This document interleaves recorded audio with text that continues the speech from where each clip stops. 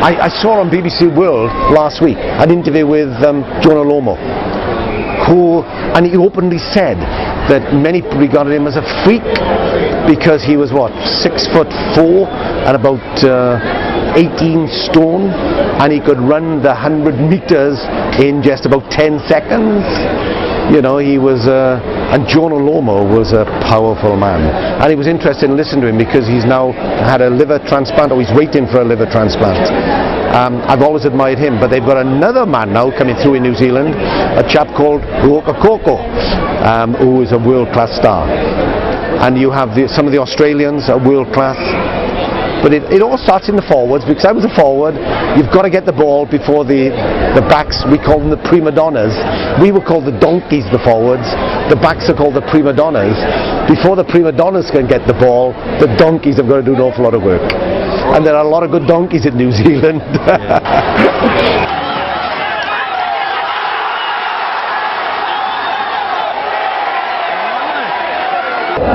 We're world champions at under 19 level, under 21 level, at the women's level, at sevens level, but we can't win in the top job. We can't win the big one.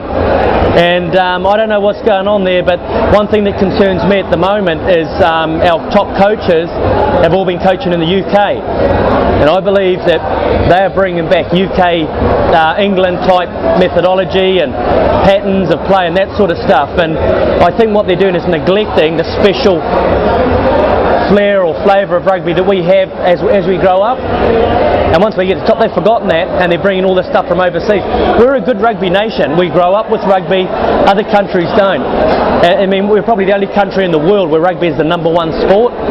So we've got to actually have a look at where we come from and bring that flavour into our top team rather than looking abroad. But I think that's our biggest mistake. But saying that, I think that we've got a lot of talented players. I think the coaching, the technology,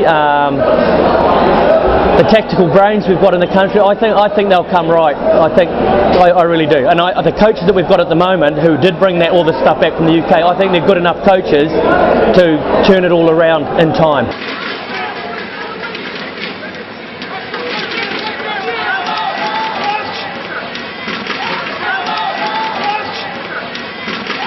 The best team in the world, in my opinion, at the moment, although England are the world champions. I've always been a great fan of the Kiwis, New Zealand. Always been a great fan. I like the Australians, I like the South Africans. I've always been a great fan. But the Americans would beat them all. But you must start in schools. The Americans must start playing rugby in schools. This is why Sri Lanka is so good. Sri Lanka at schoolboy level could hold their own against anyone in the world. And I'm talking about the Welsh schools, because Welsh schools very strong in Wales, schools rugby. Sri Lanka are very, very strong in their schools. And that's where it starts. The grassroots starts. They've started mini rugby in this tournament. The 8-year-olds. That's where it all starts.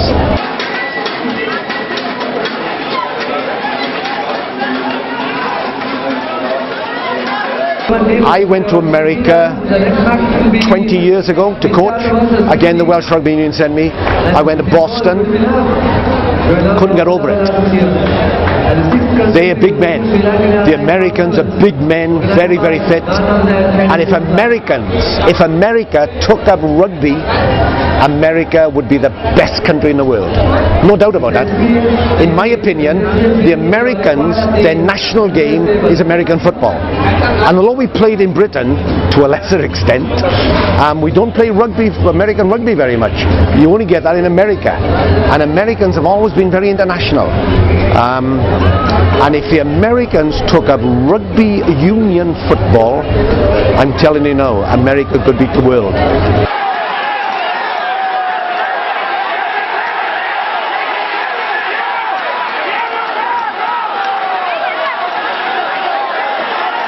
Superb facilities, big men, strong men, fast men. You've only got to look at their American rugby players. When I went to the States, my first time in the States, I stayed with a chap who had a scholarship to Maryland University, a chap called Bob Dearns. And Bob was an American footballer, and he had a scholarship, a state scholarship. And then one Sunday he was asked by an Englishman, please, would you come and play rugby? And he said, for the first time in my life, I realised I could catch a ball, I could pass a ball, I could kick a ball. He said, because all my life I'd been a blocker.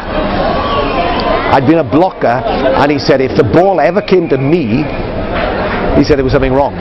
He said simply because I shouldn't be anywhere near the ball. And he said suddenly this game of rugby that I had, he said I could catch the ball, I could kick it, I could pass it, and I could block. He said I could tackle. And after that he never played American football, he played rugby. And he became the chairman and secretary of a team in Washington called the Sudamericano.